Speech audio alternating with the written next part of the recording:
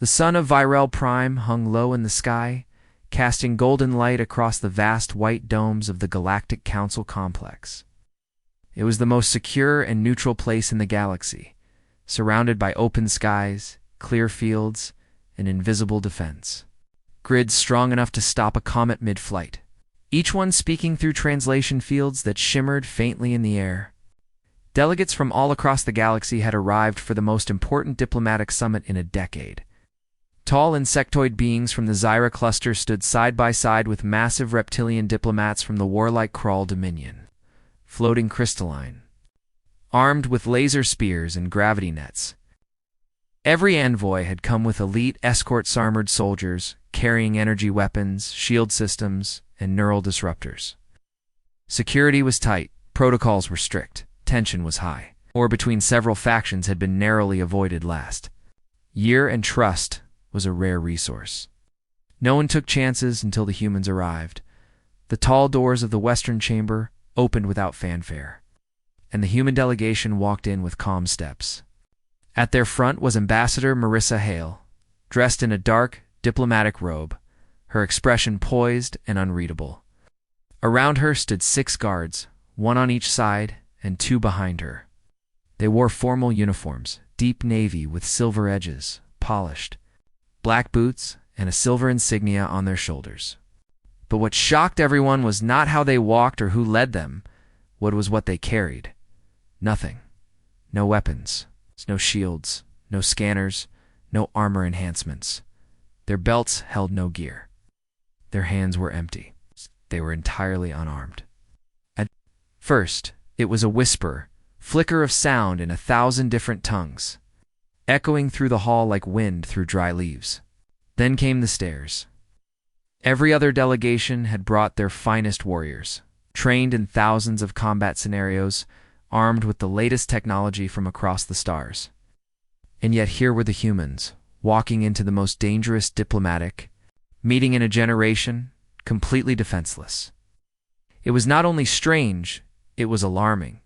The Threxian envoy, a sharphead, 4-armed alien known for his deep suspicion of humanity, leaned forward from his hovering chair, clicking his mandibles in annoyance.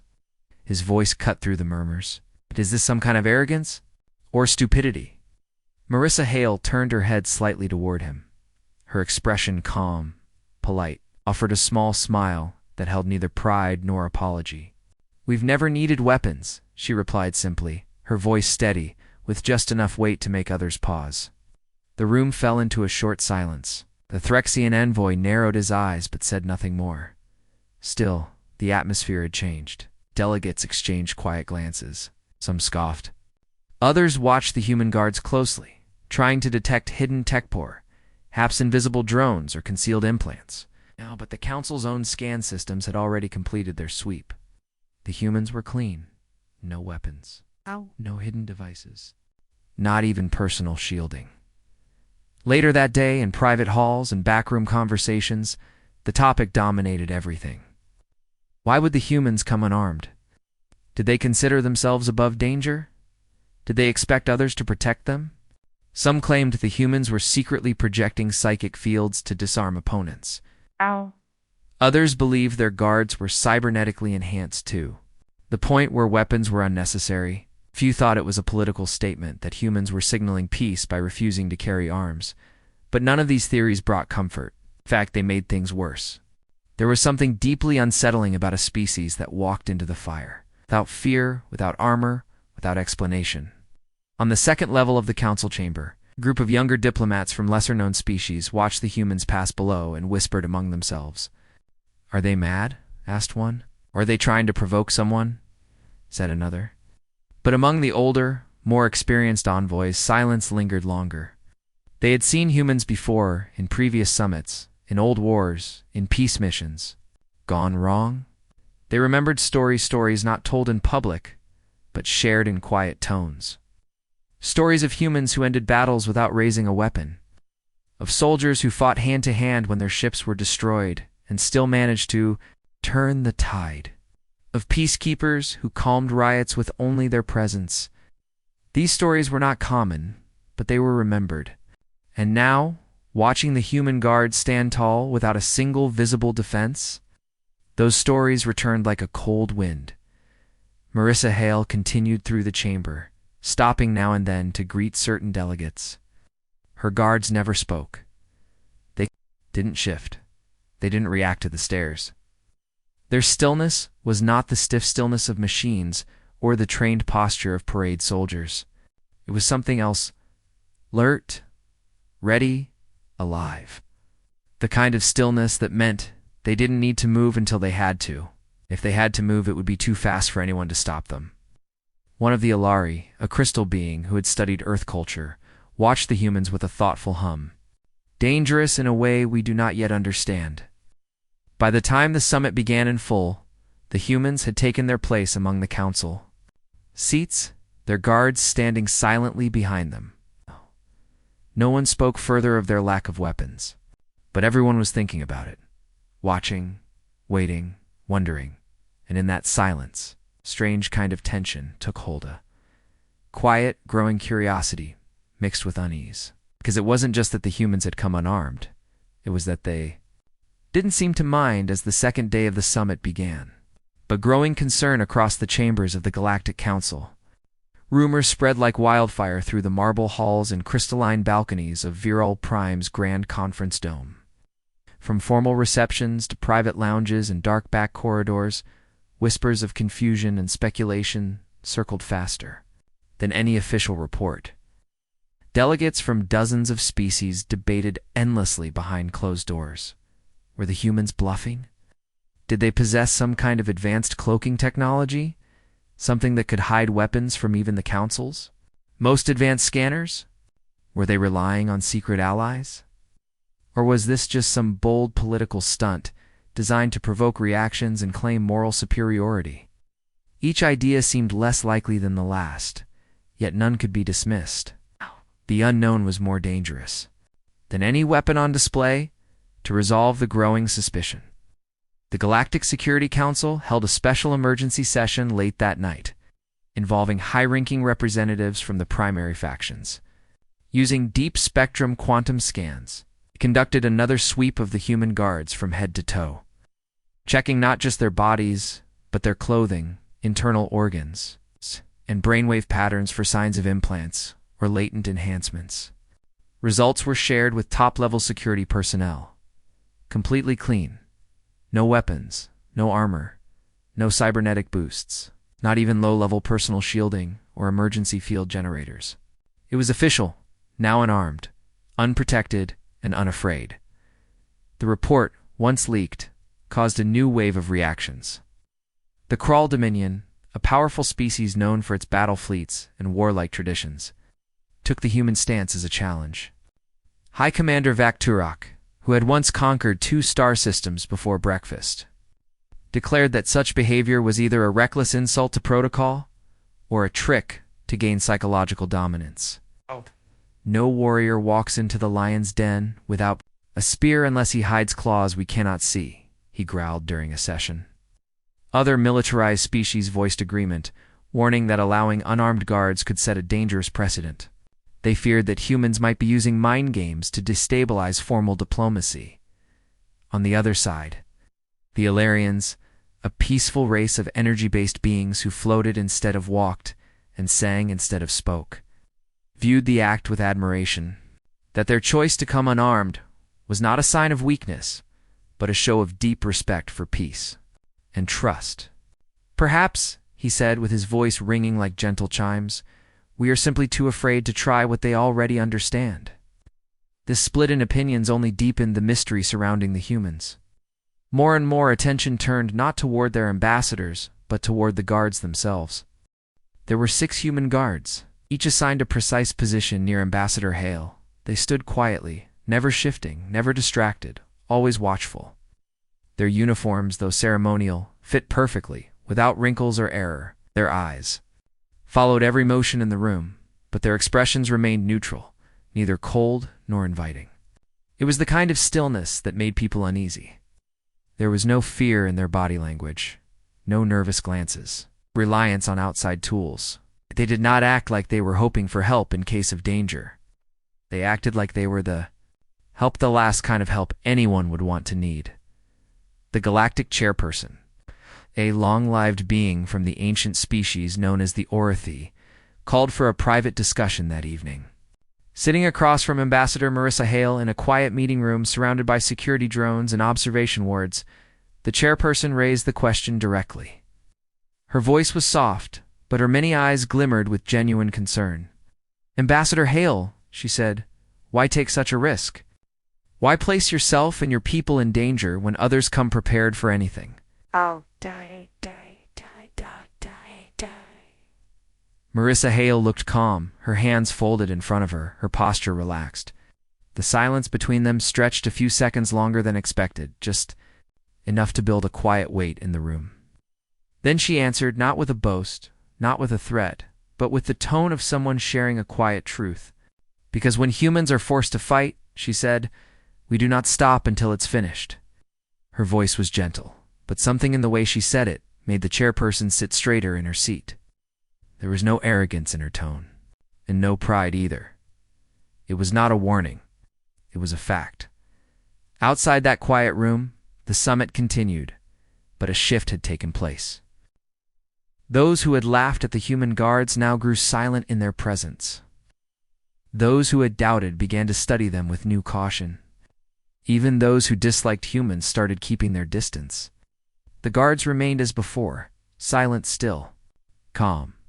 But the air around them had changed. No longer were they seen as weak or symbolic. Now they were something else entirely, something unpredictable, something that didn't need weapons, because perhaps, in the end, they were the weapon.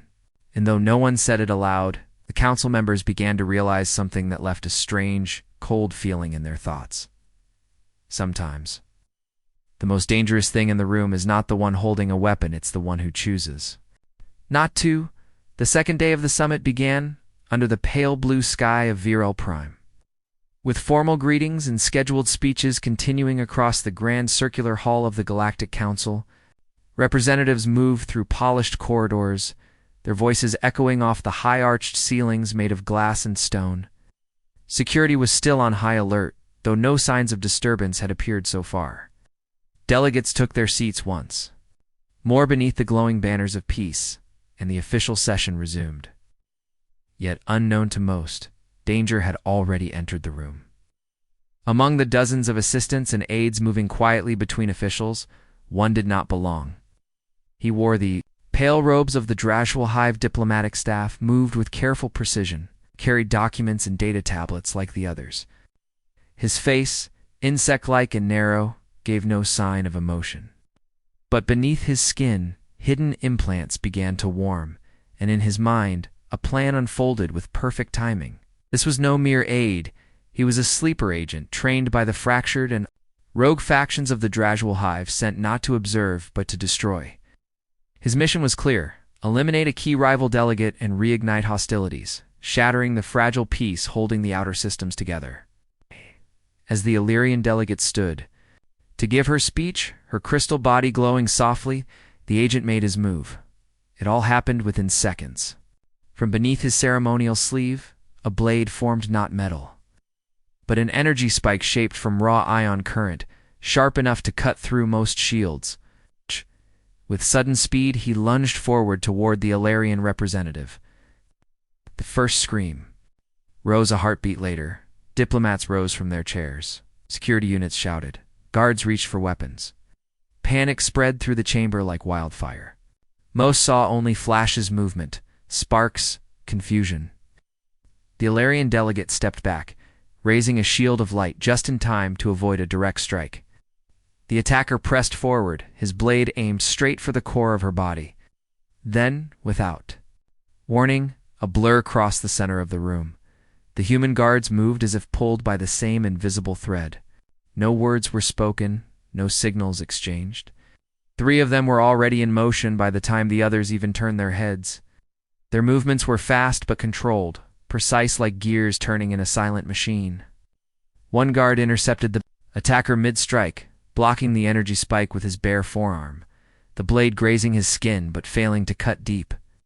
The second guard swept the attacker's legs, knocking him off balance, while the third moved behind him in the same breath. locking his arms and spinning him to the floor with such force that the weapon shattered on impact. In less than 6 seconds, it was over. The Dragul agent lay face down, arms locked behind his back, breathing heavily, but no longer a threat. The human guards stood over him calm, breathing slowly, eyes scanning the room for any other danger. One of them checked the injured guard's forearm. It was bleeding lightly, but the wound was clean. No one else had been hurt.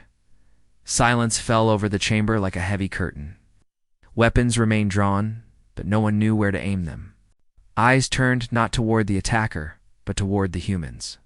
Delegates stared in disbelief, frozen in place. Even the Krull Dominion's battle-hardened guards stood motionless, their leader's clawed hand still halfway to his weapon. The Threxian envoy, seated high above the center circle, leaned forward slowly, his voice low but sharp as a blade. "How did they move like that?" he muttered, not expecting an answer. The Illyrians were already helping their delegate sit back down. Their lights dimmed in shock. The Dragul representative, who had no knowledge of the rogue agent's plan, stood pale and speechless, horror written across his segmented face. Across the chamber, tension remained thick, but the human guards had already returned to their positions as if nothing had happened. One of them wiped the small cut on his arm with a cloth from his uniform pocket and nodded at his team. No orders were given. They didn't need them. The Council's emergency response team arrived moments later, scanning the attacker and dragging him away under heavy guard. He would be questioned, studied, and likely never seen again. But the larger question remained. Who were these humans, really? How did they train their people to react faster than most species could think? And why had they come to the summit without weapons, when clearly they didn't need them? The mystery deepened, and so did the unease. If they could act with such speed and power without advanced tech, without armor or weapons, what were they truly capable of, if they chose to fight with everything they had? The fear was not just about the humans' ability, but their choice. They had chosen peace. They had chosen to come unarmed. They had chosen not to strike first. But now, everyone had seen what happened when someone forced them to act. In the observation room above the chamber, the Galactic chairperson stood behind a clear panel, watching the humans closely. Her thoughts were heavy, not with suspicion, but with something deeper respect, perhaps, or concern. She turned to her advisor and said quietly, "They never once drew a weapon. And yet, they ended it faster than anyone else could have." Her voice held no judgment, only awe. Below, Marissa Hale stood, her expression unchanged, her gaze calm. Her guards stood around her once more, silent and still. No celebration, no pride, just readiness, just peace. And that, more than anything, was what made the entire council uneasy. The chamber where the Galactic Council usually held open debates now stood sealed, its walls pulsing faintly with security fields and privacy locks. Only the highest-ranking representatives were allowed inside for this session, called urgently after the assassination attempt that had been stopped so swiftly by the unarmed human guards. Delegates sat in a silent half-circle, their expressions mixed, some curious, some concerned, and some still clearly unsettled by what they had witnessed. The chairperson stood at the center, her gaze steady as she turned to the humans. "We demand answers," she said firmly, not with anger, but with the authority of someone speaking on behalf of hundreds of civilizations. From the human delegation, Ambassador Marissa Hale stepped forward. Her voice remained calm, but it carried enough presence to quiet the room. Beside her stood a tall man in the same formal uniform as the guards from earlier, with sharp eyes and a presence that made even the most hardened generals in the room shift slightly in their seats. This was Commander Elias Stroud, head of the Human Diplomatic Protection Unit, the man whose team had ended the threat in seconds without drawing a single weapon. When he finally spoke, his voice was steady and deliberate. "You saw our methods. Now we will explain them. Humanity's greatest weapon," he said, "was never what we carried. It was what we became." There was a pause in the room. No one interrupted. Commander Stroud continued, describing not just the training of his unit, but the deep history behind it. He told the council about Earth's long, painful journey through centuries of war, destruction, and conflict, how humanity had once believed that power came from force alone, how their ancestors had built weapons that could destroy cities from orbit or flatten continents in seconds. But with each new war, each new loss, humanity had learned something most species never did, that unchecked power was not strength, it was chaos. He spoke of the long eras that followed, where the survivors of Earth's darker centuries began building a new kind of discipline. They did not erase their history. They studied it, turned it into a lesson. Martial arts were not just about fighting, they became a way of mastering emotion, motion, and thought. Psychological training focused on clarity under pressure. Restraint became a foundation. Diplomats and guards alike were taught not just how to respond, but when not to. Their doctrine was called measured response, to meet danger without panic, to end threats without creating new ones, and to control conflict before it spread. Stroud paused and looked around the room. "We do not train to kill," he said. "We train to stop others from needing to." That sentence carried more weight than any threat could. He explained that human guards are taught to treat every situation as a chance to de-escalate first, and to only act when there is no other option. Even then, to act with precision, never rage.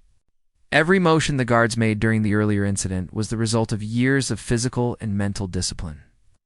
The goal had never been to impress or to dominate, it was simply to protect without causing more harm than necessary. Weapons, he explained, are crude tools.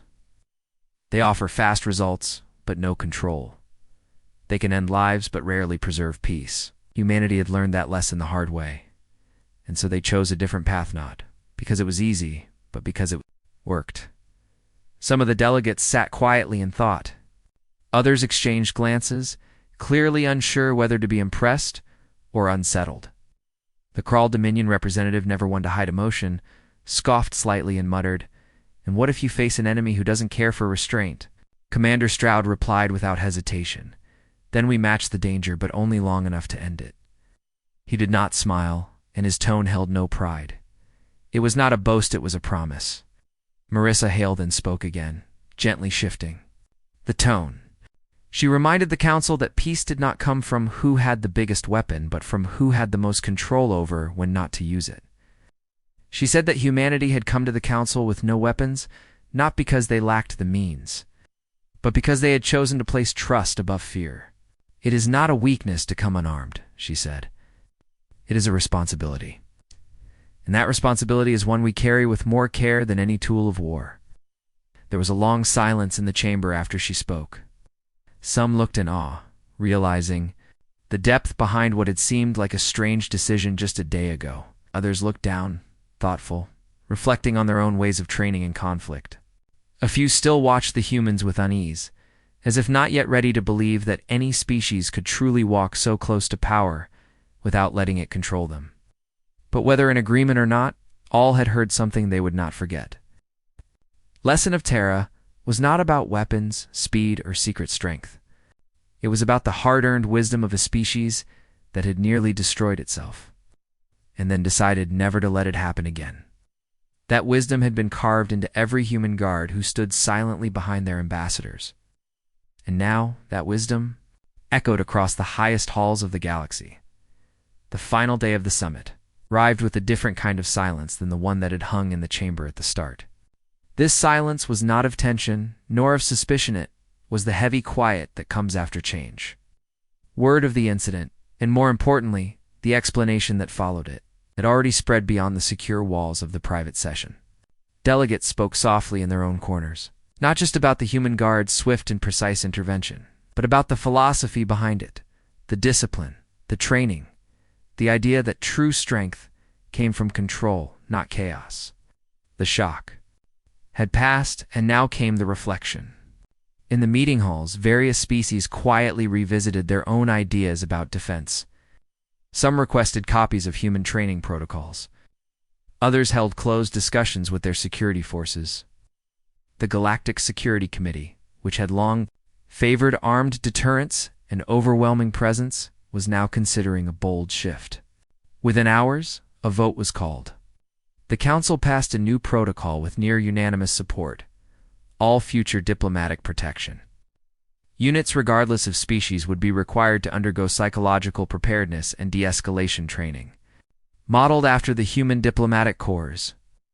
It was the first time in Council history that a single species' methods had inspired such a universal change, and even those who had doubted the humans could no longer ignore the effect they had left behind.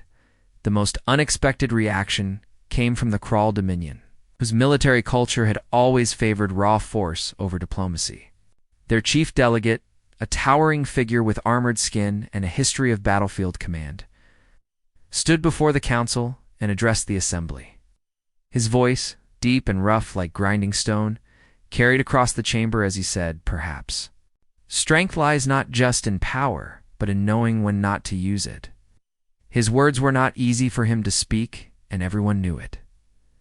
But once spoken, they could not be taken back. They marked a rare moment of humility from a warrior society that had rarely admitted fault.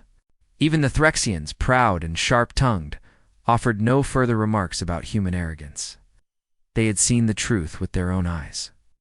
Meanwhile, the Ilarians, longtime peacekeepers and believers in nonviolent methods, approached the humans with quiet respect.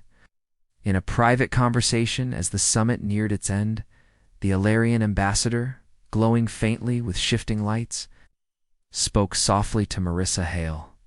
"You've shown us something rare," they said, their voice gentle but sincere. Marissa nodded with a small smile that held warmth but also certainty. "We only bring peace," she said. "But if peace is threatened, we bring it back with or without weapons." It was not meant as a warning. It was simply the truth, delivered without pride or force. And that truth seemed to settle deep into the minds of everyone who heard it. As final documents were signed and new alliances formed, the delegates prepared to leave Virel Prime. Shuttles arrived, guard units assembled, escorts lined up in polished armor. But all eyes turned once more as the human delegation made their exit. Just like the day they arrived, the human guards walked in their ceremonial uniforms, heads held high, movements steady. No weapons, no shields, no outward defenses. But unlike before, this time, no one questioned their choice. There were no whispers of doubt, no sideways glances, no suspicion, only respect and, in some cases, quiet admiration. As they passed through the high archways of the summit hall, several delegates even stepped aside, not out of fear, but out of recognition. They understood now that the absence of weapons was not a statement of superiority, was a commitment. A promise that the humans would never bring more force than necessary, and yet would never allow chaos to rule. That promise had been proven, not with speeches, but with calm action. It had left a mark not only on the Council, but on the galaxy itself. Long after the summit ended, stories would be told. Not just about the assassination attempt or the speed of the human guards, but about the lesson they had quietly taught. The most powerful gathering in known space? They had reminded everyone that peace was not the absence of conflict, it was the result of discipline, restraint, and responsibility. And though the humans left without weapons, they left carrying something far stronger: the quiet trust of those who had seen what it meant to stand unarmed and still protect everything that mattered. As their ship rose into the pale sky of Virel Prime and disappeared into the stars, one final thought remained in the minds of those left behind. Perhaps the galaxy had not just witnessed a new protocol, but the quiet beginning of a better era, shaped not by fear, but by those strong enough to walk without a weapon, still be the last one standing when it counted.